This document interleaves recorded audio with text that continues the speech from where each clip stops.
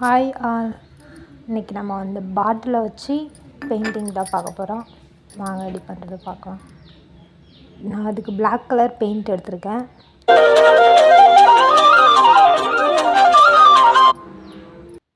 அந்த பாட்டில் வச்சுக்கலாம்.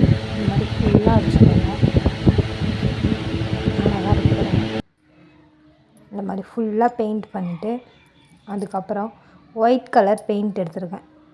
நம்ம காது குடையிறோம் இல்லையா, காது குடையிற பஞ்சு அதை எடுத்துகிட்டு அந்த ஒயிட் கலர் பெயிண்ட் எடுத்து ஒரு டாட் மாதிரி வச்சுக்கோங்க. டாட் மாதிரி இது மாதிரி பாட்டில் ஃபுல்லாக வச்சுக்கோங்க. இடையே வச்சுக்கோங்க. நம்ம ஃப்ளவர் டிசைன் தான் பண்ண போகிறோம். இந்த மாதிரி ஃபுல்லாக வச்சுக்கோங்க. வச்சுட்டு இப்போ இந்த பிளாக்குக்கு ஏற்ற மாதிரி எல்லோ கலர் நல்லாயிருக்கும். இந்த கலர் காம்பினேஷன் அதை எடுத்து அந்த ஃப்ளவர் மாதிரி அதில் பெயிண்ட் பண்ணிக்கோங்க. பாருங்கள் நான் எப்படி பண்ணுறேன்னு. நானே வீடியோ எடுத்துகிட்டு நானே பண்ணுறதுனால சரியாக வரல. அதுக்கப்புறம் இப்போ பார்த்துக்கோங்க, பெயிண்ட் பண்ணி முடிச்சிட்டேன். அந்த பஞ்சு வச்சு நீங்கள் பண்ணிங்கன்னா சூப்பராக பண்ணலாம். பார்த்துக்கோங்க, இந்த மாதிரி பண்ணி முடிச்சிட்டேன்.